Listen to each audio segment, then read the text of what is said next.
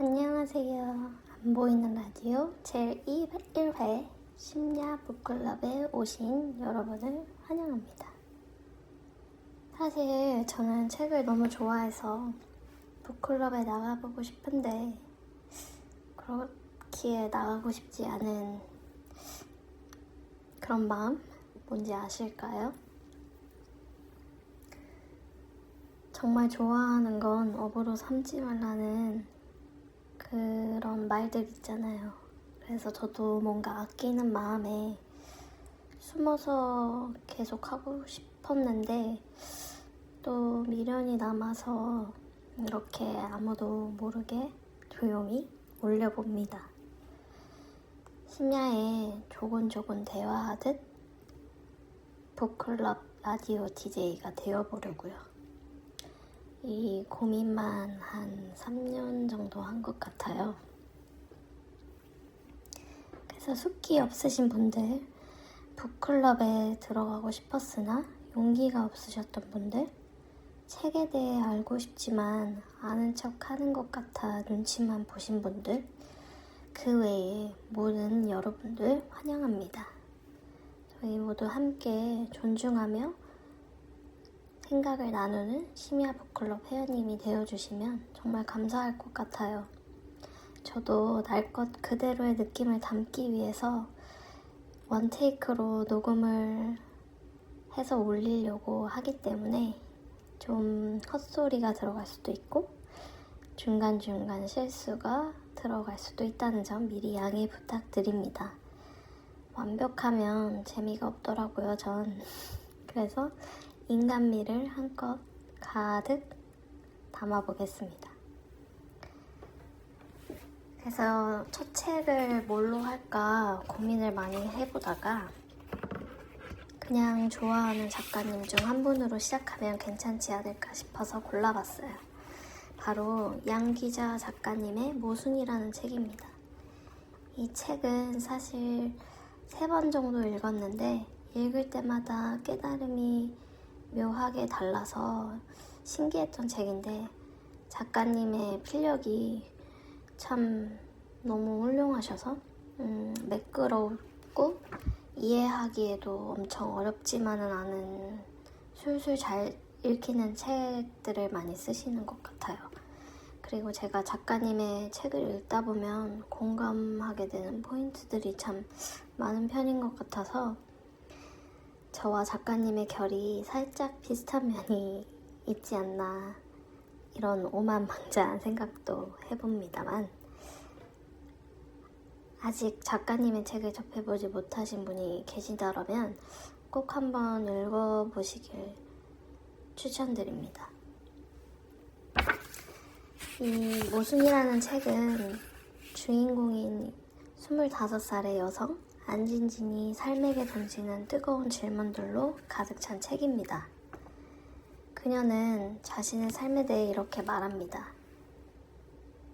그리고 뒤에 더 이상 이을 말이 없다는 것은 슬픈 일이다.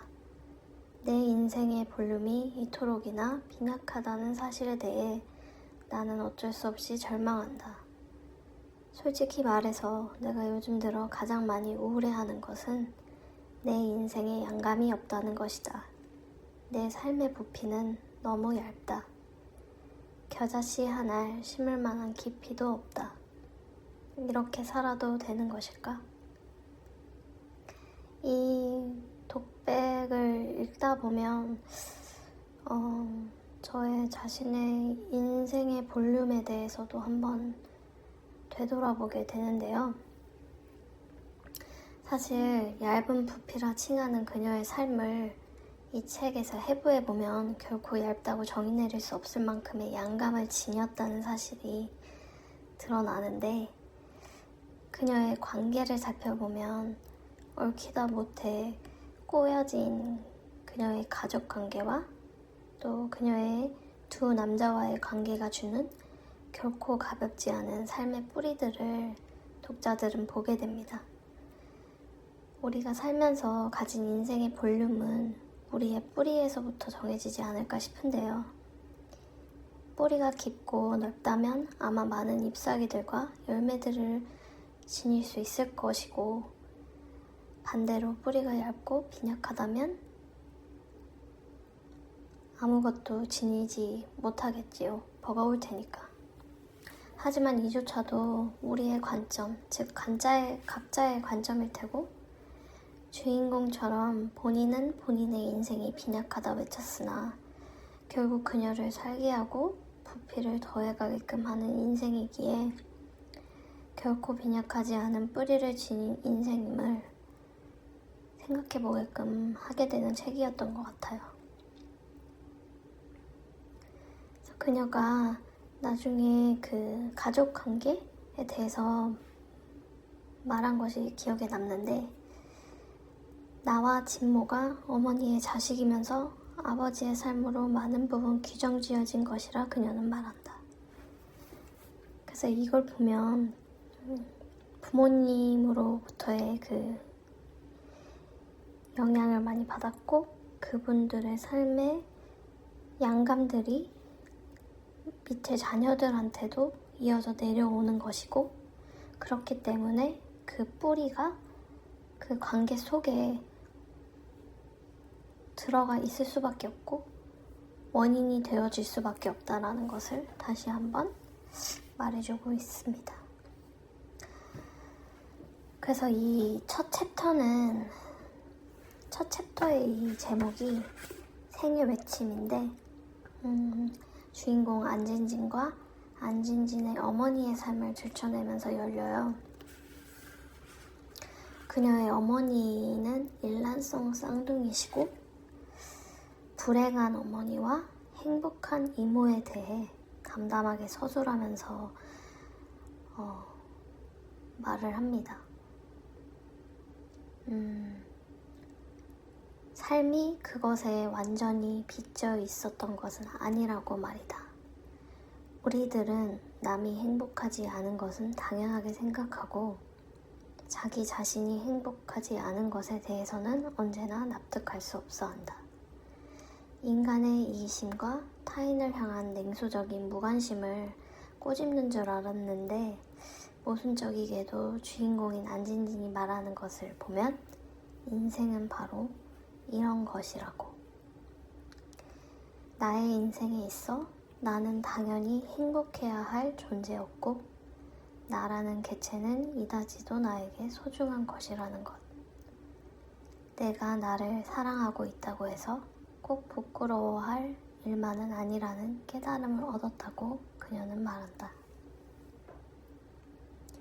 그랬다. 이렇게 살아서는 안 되는 것이었다. 내가 내 삶에 대해 졸렬했다는 것. 나는 이제 인정한다. 지금부터라도 나는 내 생을 유심히 관찰하면서 살아갈 것이다. 되어가는 대로 놓아두지 않고 적절한 순간 내 삶의 방향키를 과감하게 돌릴 것이다. 인생은 그냥 받아들이는 것이 아니라 전 생애를 걸고라도 탐구하면서 살아야 하는 무엇이다. 그것이 인생이다.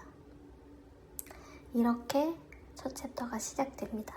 되게 장황하죠. 참 심오한 주제이지 않을까. 인생이란 무엇이며 그 인생의 부피는 과연 어디서부터 정의 내려지는지, 그리고 또 어떻게 양감을 늘려나가야 하는지, 이런 것들에 대한 생각을 하게 하는 첫 챕터였던 것 같아요. 그래서 저는 사실 첫 챕터부터 굉장히 매료되어서 참 정말 한 번에 한숨을 읽었거든요. 그래서 되게 빨리 읽어서 너무 아쉬워서 두 번째 때는 되게 천천히 챕터마다 끊어서 읽어보고, 또 세 번째에는 내용을 나눠서 단락으로 이렇게 천천히 읽어봤었던 것 같아요. 그래서 이 주인공도 굉장히 흥미로운데, 이 주인공 곁에 있는 그 다른 캐릭터들도 되게 흥미롭거든요. 그래서 저는 이 아버지 캐릭터 분도 되게 흥미롭게 보았는데, 아버지, 주인공 안진진의 아버지는 이제 사랑에 대한 고찰과 고뇌, 그리고 인생에 던지는 질문을 하는 법을 이 주인공한테 가르쳐주는 인물로 그려집니다. 그래서 세상에 숨겨진 비밀들을 배울 기회를 얻도록 알려주기도 하고, 이 아버지라는 캐릭터가 비록 세상의 관점으로 볼 땐 가족을 버리고 도망친, 그리고 나중에 이제 치매와 병에 걸려서 다시 돌아오시는데, 끝까지 가족의 고통이 되어버린 실패한 가장일지라도 주인공의 삶 속에서 그의 모습은 존중받아 마땅한 아버지였다는 것, 그리고 보이는 것과 실제적인 것은 다르다는 것, 타인의 눈과 가족의 눈은 다를 수밖에 없다는 사실을 이야기합니다. 특히 주인공이 나중에 사랑을 하게 되는 것을 이제 깨달으면서, 그 사랑이라는 감정을 깨달으면서 아버지를 이해하는 챕터가 참 중요한데, 그녀가 그녀의 아버지를 이성적으로만 이해하다 결국 왜 그럴 수밖에 없었는지 진정으로 공감하며 이해하게 되는 그 사랑이라는 모순적인 감정의 흑백 논리를 정확하지만서도 모호한 경계선으로 풀어내는 부분이 되게 와닿았던 것 같아요. 그리고 이 아버지라는 캐릭터에 대한 평가가 개개인의 캐릭터의 그 평가를 들어보면 다 다르게 비춰지는 것도 되게 흥미로웠던 것 같아요. 그래서 주인공인 어머니가 바라보는 남편으로서의 평가, 그리고 주인공이 바라보는 아버지로서의 평가, 똑같이 아버지지만 또 남동생인 진모가 바라보는 아버지로서의 평가와 사촌인 주리의 평가, 그리고 이모의 평가, 이 각각이 다 다르게 정의 내려지는 게 되게 흥미로웠어요. 그래서 결국 우리도 누군가를 한마디로 정의한다는 건 그 단편적인 한 부분으로 정의 내리는 게 불가능하지 않을까. 제 각각의 관점으로 바라보니 그 사람의 정의 또한 제각각이게 되어버릴 수밖에 없는 것처럼, 본인이 정의 내릴 수 있는 모습 또한 우리 스스로도 단편적인 모습뿐일 테고, 그렇기 때문에 사람을 정의 내린다는 건 불가능하고 불완전하다. 우리는 살면서 참 많은 부분, 그리고 또 많은 사람들에 대한 평가들을 갖고 살아가는 것 같은데, 그리고 또 본인 스스로에 대한 평가, 편견, 이런 것들도 굉장히 가득 차 있는데, 이런 것들이 얼마나 확고한지, 하지만 확고한 만큼 확실한가? 라고 생각해 봤을 때 전혀 그렇지 않다라는 것. 그래서 우리가 이 확고함과 확실성 사이의 그 애매모호한 줄다리기를 하면서 탐구하고 시간을 갖고 관찰하고 그 사람을 이해하고 공감하고 그래야만 하는 것인데, 그러기가 굉장히 쉽지는 않을 것이기 때문에 결국에 누군가를 평가 내리는 행위가 얼마나 위험하고 얼마나 책임이 없는 행위인지 생각을 해보게 하는 그 아버지라는 캐릭터였던 것 같아요. 그래서 저도 앞으로 누군가를 안다고 하지 말아야 되겠다. 나 자신조차도 나는 이런 사람이다 라고 정이 내리지 말아야 되겠다라는 생각을 또 하게 됐던 것 같아요.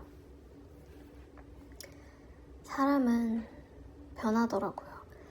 변하기 쉽지 않다고 하는데 개인적으로 저는 참 많이 변화하고 있는 것 같고 나는 이런 사람이 아니야 라고 생각했는데 그런 부분이 보일 때 되게 깜짝깜짝 놀라는 것 같아요. 그래서 나조차도 내가 나를 확고하게 정의 내리는 게 되게 위험한 사상이었구나 이런 생각을 해본 것 같아요. 그래서 앞으로는 나에 대한 열린 가능성을 되게 열어두어야 되겠다. 그리고 나에게 안주하지 말고 남에게도 열린 마음과 열린 관점으로 그들을 바라봐 줘야 되겠다. 이런 생각을 해봤습니다. 다음으로는 이제 어머니라는 캐릭터인데 그녀의 어머니는 이제 도망친 아버지 덕분에 기구한 삶을 살았지만 그 기구함 덕분에 또 삶의 원동력 또한 얻었고 그녀를 포기하지 않도록 힘을 계속해서 불어넣는 그 고난의 요소들이 계속해서 생겨납니다. 그래서 이 주인공의 남동생이 되게 속을 많이 썩이고 이제 나중에 또 감옥에 잠깐 들어가게 되는데 그럴 때마다 이 어머니는 계속해서 가족들을 위해서 끊임없는 쳇바퀴를 굴리는 햄스터 마냥 정말 끝까지 포기하지 않는 정말 대단한 어머니의 상을 보이는 캐릭터로 나와요. 그녀의 쌍둥이인 이제 안진진의 이모의 삶과 비교하면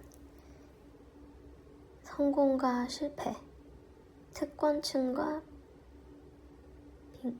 빈곤층, 모든 것에 부족함이 없는 아내와 모든 것이 힘든 가장의 삶을 살아내는 자매로 비교할 수 있을 것 같은데 이게 되게 약간 흑백 논리처럼 극과 극 제 반대쪽에 이렇게 위치해져 있는데 되게 흥미로운 관계 구도였던 것 같아요. 왜냐하면 사실 이러한 흑백 논리로 딱딱 비교하는 것조차도 결국엔 모순적인 관점이었다는 사실을 작가님이 보여주시거든요. 삶을 끈질기게 살아내며 팔딱팔딱 생기를 지닌 사람은 결국 세상의 관점으로 봤을 때 참 불행하고 고통 속에 살았던 주인공의 어머니 쪽이었으니까 그 반대되는 이모라는 캐릭터도 되게 흥미롭지만 이 어머니도 결국 참 대단한 인물로 그려지는 것 같아요. 소소한 불행과 대항하여 싸우는 일보다는 거대한 불행 앞에서 차라리 무릎을 꿇어버리는 것이 훨씬 견디기 쉬운 법이다. 그녀의 어머니는 무릎을 꿇지 않으셨어요. 어려운 길을 매번 택하고 극복하려 끝까지 발버둥 치는 쪽이었습니다.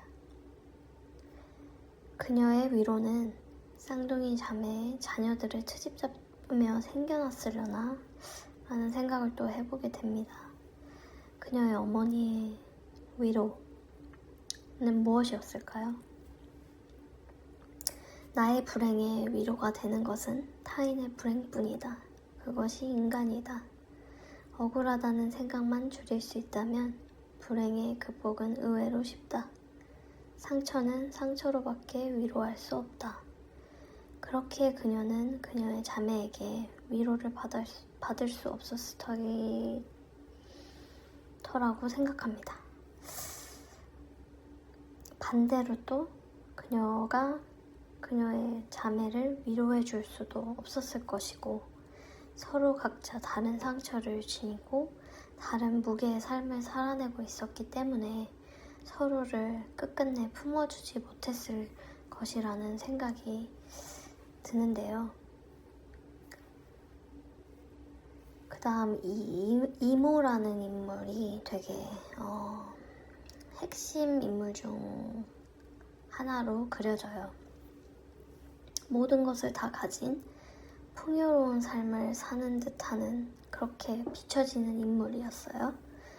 그러나 결국 뿌리를 내리지 못하고 삶의 부피는 커 보였으나 뿌리가 얇고 얇았기 때문에 버티지 못하고 스스로 생을 마감하는 캐릭터. 되게 안타까운 캐릭터로 비춰지는 이모라는 캐릭터예요. 인생은 짧다. 그러나 삶 속의 온갖 괴로움이 인생을 길게 만든다. 이모의 삶 속엔 괴로움이 너무도 적었기 때문에 어쩌면 안정적이고 완벽해 보이고 대외적으로 비춰지는 우리가 봤을 때 모든 것을 다 가진 삶이었기에 재미가 없었다 칭하며 버겁다 칭하지 않았을까? 그녀가 마지막으로 남긴 편지를 보면 그동안 너무 힘들었다고, 하지만 무엇이 힘들었냐 묻는다 하면 아무런 할 말이 없다고, 이것이 그녀의 불행이 아니었을까. 너무도 평탄해서 도무지 결핍이라곤 경험하지 못하게 철저히 가로막힌 이 지리멸렬한 삶, 그렇기에 너무도 지루했다며 안진진의 어머니의 바쁜 평생이 부러웠다고 고백합니다. 무덤 속처럼 평온한 게 아니라 아득바득 정말 달리면서 숨이 턱턱 막히도록 살아내는 것이 진정한 삶 아닐까. 죽는 일보다 사는 일이 훨씬 많은 용기를 필요로 한다는 것을 절실히 깨달았다 고백하는 그녀의 이모인데, 참 제가 느끼기에도 삶은 숭고한 것이고 그렇기에 그 삶에 대한 책임이 참 무겁다는 것. 책임은 결국 용기를 필요로 할 수밖에 없고 그 용기가 다시 또 우리를 살아가게 만드는 원동력이 된다는 것. 그래서 참 이 이모의 죽음이 주인공에게 미치는 영향이 되게 흥미로운데요. 주인공이 이제 사실 결정을 내려요. 이제 두 남자 사이에서 어떤 사람과 결혼할까? 그런데 그 결정을 이제 뒤바꾸는 이모의 죽음입니다. 그래서 이모의 선택과 반대되어 보이는 쪽, 평온한 미래인 이 나영규 대신 걷잡을 수 없어 보이는 김장우 쪽을 선택하는 것이야말로 이모의 조언을 받아들이는 것인데, 되게 흥미롭게도 주인공은 반대의 선택을 해요. 인간에게 행복만큼 불행도 필수적인 것이고 할 수 있다면 늘 같은 분량의 행복과 불행을 누려야 사는 것처럼 사는 것이라고.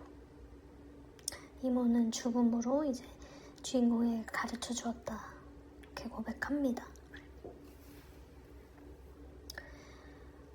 이모의 죽음이 이제 주인공으로 하여금 김장우의 손을 놓아버리게 만드는데요. 주인공은 말해요. 나는 내게 없었던 것을 선택한 것이었다고. 이전에도 없었고 김장우와 결혼하면 앞으로도 없을 것이 분명한 그것. 그것을 나는 나영규한테서 구하기로 결심했다고. 이모가 그토록이나 못 견뎌 했던 무덤 속 같은 평온이라 해도 할 수 없는 일이라면서 말이에요. 삶의 어떤 교훈도 내 속에서 체험된 호가 아니면 절대 마음으로 들을 수 없다고. 뜨거운 줄 알면서도 뜨거운 불 앞으로 다가가는 이 모순. 이 모순 때문에 나의 삶은 발전할 것이고 그렇게 믿는다고. 오이독경. 사람들은 모두 소의 귀를 가졌다. 되게 재밌는 글귀인 것 같아요. 참 우리 모두는 남의 말을 잘 듣지 않지 않나요? 저는 그렇더라고요. 되게 남의 말을 경청하는 자세는 연기할 수 있으나 그 사람이 이제 나에게 미치는 영향이나 나에게 어드바이스를 줄 때 웬만하면 듣지 않는 그런 자세? 그런 다친 귀, 그리고 다친 마음, 이런 것들이 제 안에도 분명히 있는 것 같아요. 특히 또 부모님이 왜 우리 이래라 저래라 말씀 많이 하시잖아요. 저는 그게 참 듣기가 어렵더라고요. 물론 좋은 말씀이시고 좋은 취지로 말씀을 해주시는 건 되게 잘 알고 이해하지만 그 안에 깔려있는, 내재되어 있는 나의 감정을 살펴보면 엄마, 아빠는 나를 잘 모른다. 그렇기 때문에 모르고 저렇게 말씀하시는 것이다. 이런 생각들을 갖고 있기 때문에 더더욱 이제 소의 귀로 우이독경하지 않나, 이런 생각을 또 해봅니다. 조금 더 열린 귀와 열린 마음으로 다른 사람들의 그런 피드백을 받아들이고 고칠 줄 아는 그런 사람이 되고 싶긴 한 것 같아요, 결국. 다음으로는 이제 두 남자, 김장우와 나영규라는 캐릭터가 이제 나오는데, 저는 안진진이 이제 이성적으로 끌리는 쪽은 김장우고, 이 머리로, 이제 가슴이 아니라, 사랑이라는 감정이 아니라 이제 머리로 현실적으로 만나야 할 법한 남자가 나영규라는 생각이 들어요. 그래서 이 안진진이라는 캐릭터를 풍성하게 만들어주는 캐릭터가 김장우였던 것 같고, 반대로 본인이 추구하지 않는 이제 평온한 쪽이 나영규라는 캐릭터라서, 되게 사실 이 책 사이에서는 김장우라는 캐릭터가 훨씬 더 많이 묘사되어져서 나오는데, 이 주인공이 라일락을 묘사하는 챕터를 보면, 제 개인적인 생각이지만 이제 라일락은 김장우라는 캐릭터를 내포하는 의미가 아닐까 싶어요. 그녀에게 김장우라는 남자는 초라하지만 아름답고 강렬하진 않지만 은은한 향기를 지닌 남자이며, 그렇게 결국 그녀가 가질 수 없는 남자, 희미한 존재에게로의 사랑을 뜻하는 것 같아요. 그래서 너무 희미해서 결국에 가질 수 없게 되어버린 그라는 존재. 라일락은 그 화사한 자태와 향기와 멋들어진 이름에도 불구하고 부잣집 정원에 선택되지 않고 초라한 마당의 한 뼘 땅에서 더 많이 존재한다. 초등학교 5학년 이후 나는 봄이 오면 늘 라일락을 주목했다. 내가 나무라면 나는 라일락이고 싶다고 생각하기도 했다. 그런데 거듭 말하지만 우리 집에는 한 그루의 라일락도 없다. 이처럼 이 라일락을 동경하고 좋아하고 늘 주목하지만 결국 주인공의 집에는 단 한 그루의 라일락도 없다는 것. 나중에 아버지에 대한 독백을 하며 그 김장우의 얼굴에서 문득 아버지의 얼굴을 읽었다고 이제 주인공이 말을 해요. 주인공이 사랑이라는 감정을 깨닫게 되면서 이제 아버지를 이해하고 아버지와 본인 그리고 김장우라는 남자 이 세 캐릭터의 사랑이라는 감정을 하나 중앙에 놓고 이렇게 얽히고 얽혀져 있는 그리고 그 사이에 공감대를 형성하는 그런 부분도 되게 재밌는데 주인공이 이제 사랑을 표현하는 그 챕터를 보면 사랑이 아름답다고 하는 말은 다 거짓이었다. 사랑은 바다만큼도 아름답지 않았다. 그럼에도 사랑은 사랑이었다. 아름답지 않아도 내 속에 들어앉은 이 허허한 느낌은 분명 사랑이었다. 나는 그날 아침 마침내 알게 되었다. 아버지는 어머니를 아주 많이 사랑했다는 것을. 어머니를 사랑했으므로 나와 진모에 대한 아버지의 사랑 또한 절대적이었을 것임을. 우리 모두를 한없이 사랑했으므로 그러므로 내 아버지는 새 겹의 새 창살문에 갇힌 것이었다. 아버지가 탈출을 꿈꾸며 길고 긴 투쟁을 벌인 것은 너무나 당연한 일이었다. 너무 특별한 사랑은 위험한 법이다. 너무 특별한 사랑을 감당할 수 없어서 그만 다른 길로 달아나 버린 아버지처럼 사랑조차도 넘쳐버리면 차라리 모자란 것보다 못한 일이다. 참 이 사랑이라는 감정 그리고 이 사랑이라는 주제 자체가 이 책에서 참 대부분의 책 속에서 이제 굉장히 많은 부분을 차지하고 있는 것 같아요.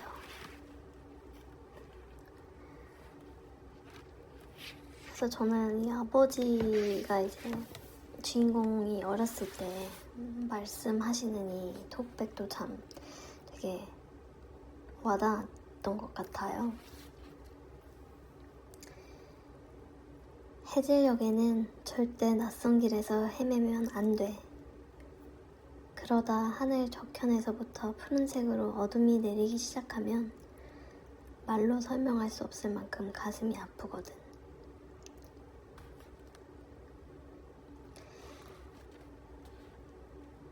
그래서 참 이게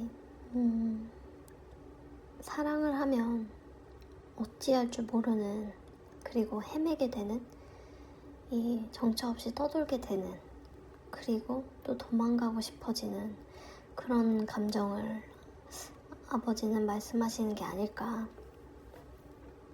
그러다가도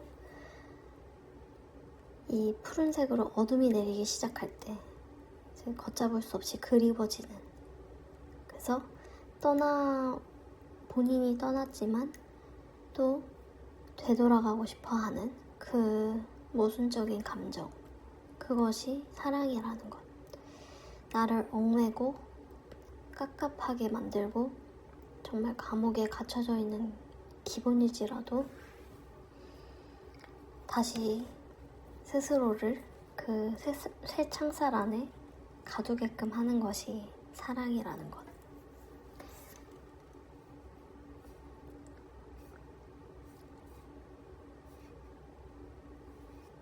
또 나눠보고 싶었던 것 중에 하나가 이제 좋았던 대화 내용 중 하나였던 이제 사촌 주리와의 대화예요.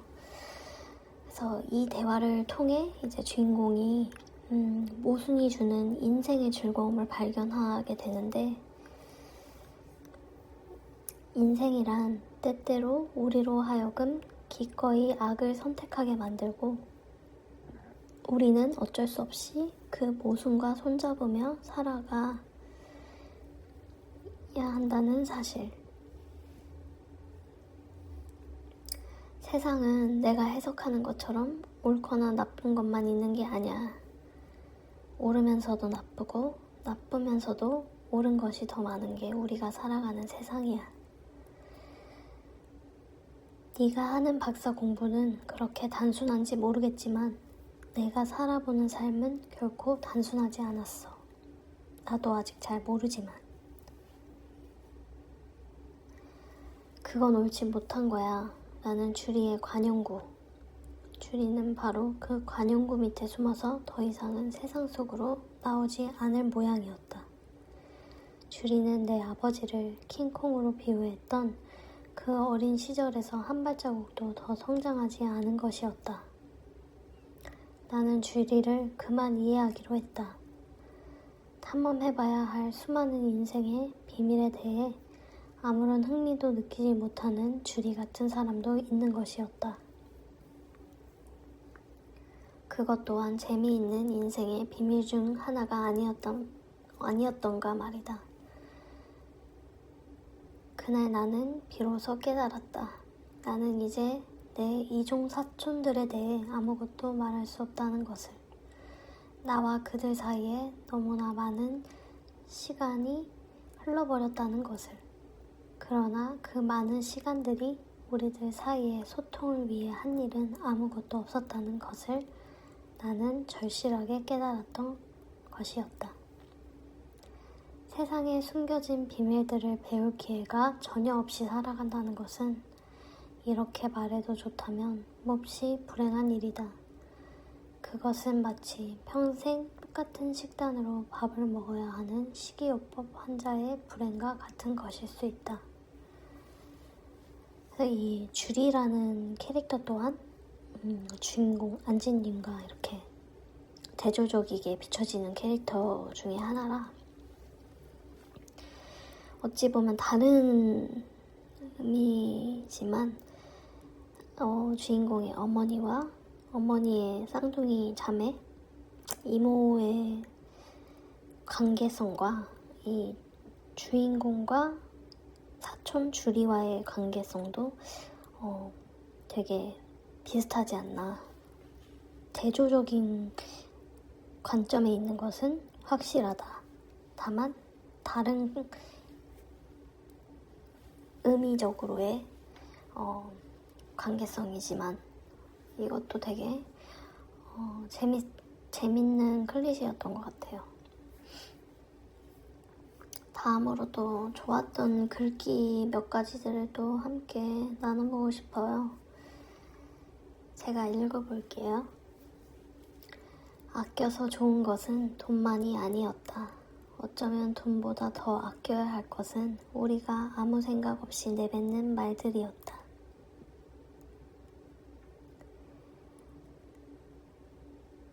참 살아가면서 침묵하게 되는 이유와 그 침묵이 주는 현명한 지혜 그리고 통찰력, 결국 경청하는 것이 훨씬 더 어려운 것 같아요. 사람은 내가 옳다, 그리고 나의 주장을 인정받고 싶어하는 그런 기본적인 자세를 지니고 대화를 시작하기 때문에 경청과 이해를 할 줄 아는 사람이 훨씬 적다는 걸 나이가 들수록 실감하게 되는 것 같아요. 그래서 나 자신은 어떤 자세로 대화에 임하고 있는가 한번 돌아보게 되고, 이 밸런스를 유지하며 대화하는 것이 너무도 어렵다는 것을 요즘 참 많이 실감하게 되는 것 같아요. 특히나 동의하지 않는 의견에 대해 경청하는 자세가 참 어려워요. 그 관점을 바꿔서 이해하려고 노력은 해보지만 노력으로 그쳐지게 되는 그래서 참 어렵다. 나이 들수록 참 깊이 있는 대화가 어렵다. 이 깊이 있는 대화를 할 수 있는 사람들도 자꾸만 없어져만 가고 참 어려워요. 이 인간관계라는 것이. 그래서 자꾸만 좁아지는 것 같아요. 이 인간관계에 결국 들여야 하는 에너지도 나이가 들수록 줄어져만 가고 또 이게 나 혼자 원해서 되는 것이 관계가 아니다 보니까 상대방도 어느 정도 원함이 있어야 되기 때문에 이 각자의 니즈가 들어맞는 그런 관계들을 찾아내는 것도 어렵고 유지하는 것도 어렵고 그래서 여러모로 참 관계란 어렵다 이런 생각이 드네요. 다음으로 좋았던 글귀는 이제 취미는 없다. 나는 이 취미라는 말을 별로 좋아하지 않는다.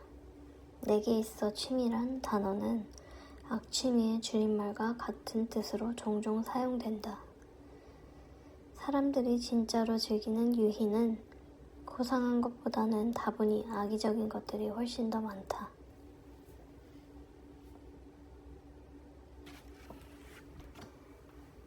이 취미가 무엇이냐는 질문이 요즘 들어 되게 어렵게 느껴져요. 분명 어릴 땐 어려운 질문이 아니었던 것 같은데 나이가 들수록 아마 숨기고 싶어지는 것들이 많아졌다는 뜻이겠죠? 취미가 뭐냐는 질문을 최근에 받았는데 이게 갑자기 너무도 개인적인 질문같이 느껴져서 살짝 불쾌했던 것 같아요. 그러니까 그 사람에 대해서 불쾌한 것보다 이 질문이 나에게 주는 그 감정들 그런 게 불쾌했던 것 같아요. 그래서 저는 대외용으로 답하는 취미와 진짜 취미가 나뉘어져 있어요.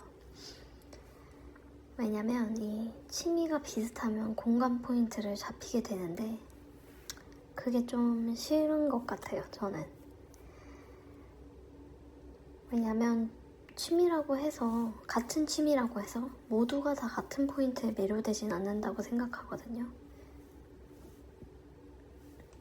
저의 대외용 취미 중 하나가 이제 독서와 요가라고 대답을 하는데 제가 독서가 취미라고 하면 이제 이어서 무슨 장르를 좋아하냐 그러면 이제 또 거기에 이제 대답을 하고 그게 이제 꼬리에 꼬리를 물어서 어떻게 해서든 이제 비슷한 공감대를 아니면 비슷한 부분을 이제 발견해내려 하게 되기 때문에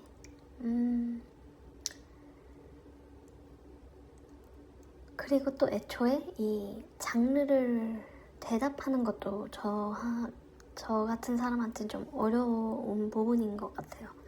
저는 좀 예민한 편인데 이 취향을 정의하기가 되게 어렵거든요. 왜냐면 계절마다 꽂히는 장르가 다르고 또 그때 기분에 따라 읽는 책이 다르고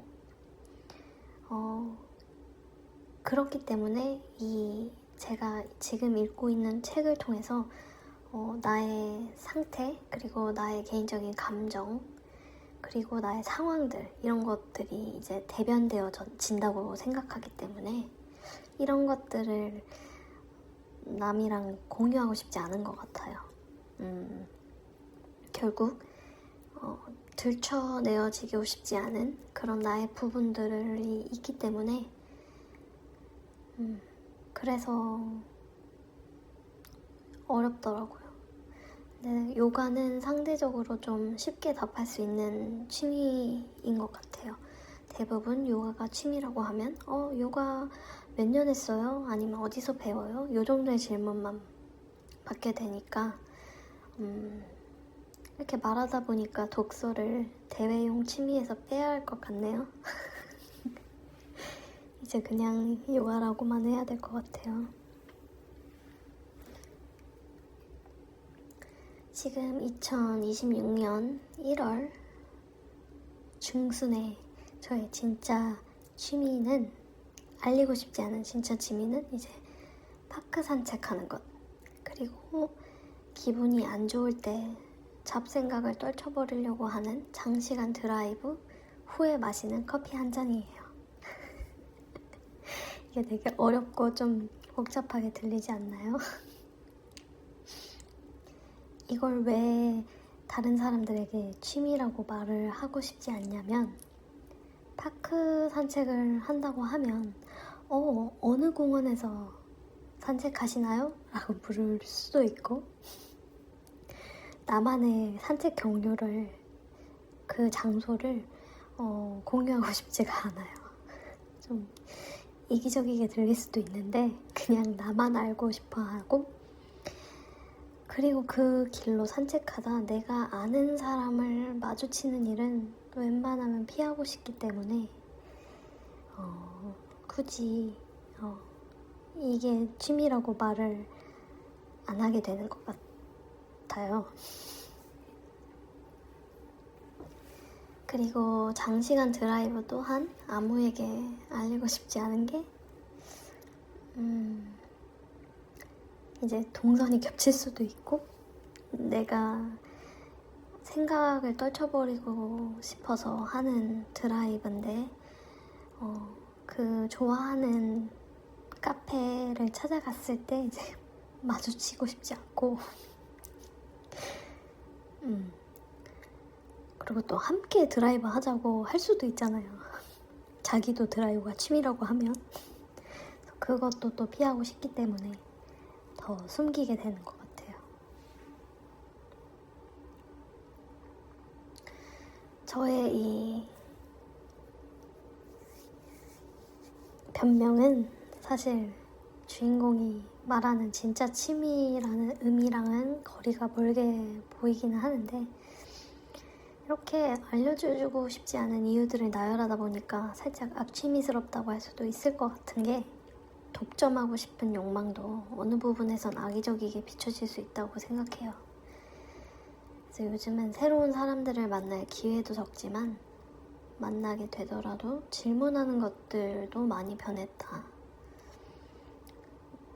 나조차도 남들에게 흥미가 없어져만 가고 계산적으로 굴게 되는 모습이 되게 많이 보이고, 이 사람이 과연 내 곁에 오래 남을 사람일까 아닐까, 나에게 득이 될까 실이 될까, 이런 생각들로 가득 차 있다 보니 그 사람 자체에 관한 궁금증, 즉 그 사람의 진짜 취미가 무엇일까 고뇌하며 추측해보는 재미들을 잃어버리게 되는 것 같아요.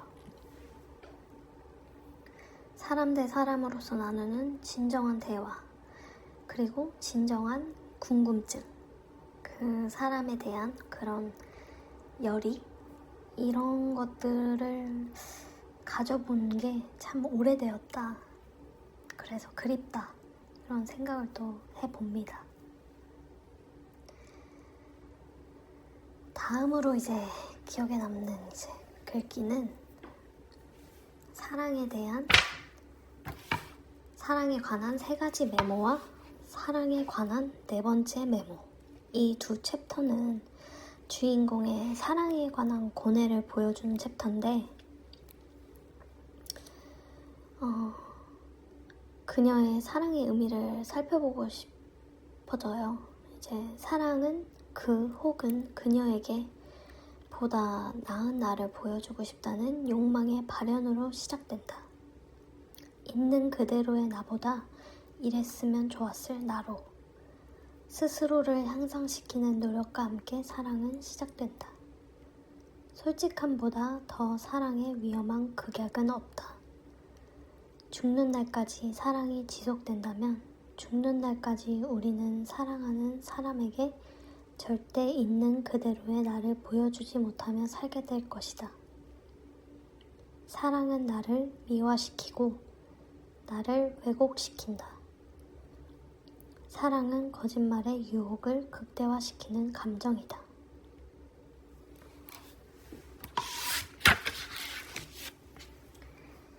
읽으면서 참 서글프지 않나 싶었던 것이, 사랑하는 사람에게조차도 솔직하게 굴 수 없는 모순적인 사랑이라는 감정이 너무 괴롭지 않나? 있는 그대로의 나를 사랑해주길 바라면서도 정말 다 품어줄 수 있을까 의심하게 되고, 정말로 나를 사랑한다면, 정말로 또 내가 너를 사랑한다면 숨기고 싶은 모습들이 생겨날 수밖에 없을 테니까, 이상적인 나의 모습, 그리고 내가 사랑하는 사람에게 비춰질 나의 모습까지도 계산하고 고려해서 그려내는 그러한 모습이 너무 인위적이다. 그런데도 나조차도 싫어서 외면하고 싶은 나의 단편을 한낱 남인 그가 과연 품어줄 수 있겠냐 라고 물으면 없지 않을까? 힘들지 않을까? 그 사람은 무슨 죄길래? 이런 생각을 또 하게 되니까 어느 쪽이 정확하게 정답이다 라는 말은 할 수가 없을 것 같아요. 주인공도 그랬지 않나? 그래서 이 안진진이라는 캐릭터가 나영규라는 남자 앞에선 솔직하게 있는 그대로의 모습으로 처한 상황을 가감없이 모두 다 내비쳐요. 그에게 현실을 보여도 고통을 느끼지 않는다고 말합니다. 근데 이게 또 되게 웃긴 게, 우리가 정말 평생을 함께할 이제 배우자, 즉 남편이나 아내, 부부가 되어 간다는 게 서로 솔직함이 그 관계의 바탕 속에 시작점이 되어야 그 부부의 관계가 평탄하게 흘러가는 거라고 저는 믿거든요. 그렇기 때문에 주인공이 이렇게 나영규한테 솔직하게 군다고 했을 때 결국 나영규랑 결혼을 하지 않을까? 이런 한번 겐토를 한번 때려봤어요. 네, 결국 그게 맞기는 했지만, 근데 또 그것도 이제 주인공이 원래 결정이랑은 좀 다르게 이제 이모의 죽음으로 이제 다른 결정을 내린 거긴 하지만, 어찌됐든 주인공처럼 저 또한 좋아하지 않는 사람 앞에선 더욱더 나답게 있는 그대로의 모습으로 자연스럽게 굴 수 있게 되는 것 같은데, 좋아하기 때문에 어색해지고, 좋아하기 때문에 더 나은 나를 연기하다 결국 나답지 못하게 되어버리는 그 허황된 모습이 결국 나의 모습인데, 이 모습이 되게 슬프더라고요. 김장우에게 보다 나은 모습을 보이고픈 욕망을 멈출 수가 없다고 하는 주인공처럼, 사랑이라 여겨지지 않는 자에겐 스스럼 없이 누추한 현실을 얼마든지 보일 수 있으나, 사랑 앞에서만큼은 그 이름의 자존심 때문에 드러내기가 쉽지 않다는 것. 사랑이란 아름답지만 그렇기에 아름답지 못한 감정이다. 온갖 모순덩어리인 감정이 아닐까? 사랑을 하는 나도 모순덩어리의 모습이며, 상대를 바라보는 나의 시각조차도 모순적일 수밖에 없을 테니, 아마 누군가는 콩깍지라 칭할 수도 있겠다. 하지만 콩깍지의 시야처럼 모순적인 것도 없을 테다. 상대방을 진짜로 투영해서 제대로 보고 있는가? 아니, 애초에 그 상대를 제대로 관통해서 본다는 것이 과연 가능한 것일까? 모르겠다. 날 것 그대로의 상대를 과연 바라볼 수나 있을런지. 반대로 상대도 나를 그렇게 볼 수 있도록 내가 다 드러낼 수나 있을런지 말이다. 사랑은 복잡하다. 이러지도 저러지도 못하게 되어버린다. 그렇기에 주인공의 아버지는 도망친 것이다. 견딜 수가 없었을 테니까. 세 겹의 사랑은 버거울 테니까. 제가 이제 이 책을 읽고 느낀 이 사랑이란 감정에 대한 이제 노트였는데요. 정말 사랑만큼 모순덩어리인 감정은 없는 것 같아요. 정말. 그렇기 때문에 이 사랑을 하는 인간이란 존재도 모순덩어리일 수밖에 없고, 그 사랑이 살아 숨쉬게 되는 이 인생에서도 모순이 가득 차 있을 수밖에 없다. 사랑은 모순이다. 그래서 벌써 이제 끝자락이 됐네요. 클로징을 한번 해볼게요. 그래서 클로징으로 함께 나누어 보고 싶은 이 주인공의 글귀 한번 읽어보겠습니다. 내가 한 말을 수정한다. 인생은 탐구하면서 살아가는 것이 아니라 살아가면서 탐구하는 것이다. 실수는 되풀이된다. 그것이 인생이다. 초반에 주인공이 이제 인생을 탐구하면서 이제 시작하지만 결국 끝에 가서는 이제 이게 바뀌어요.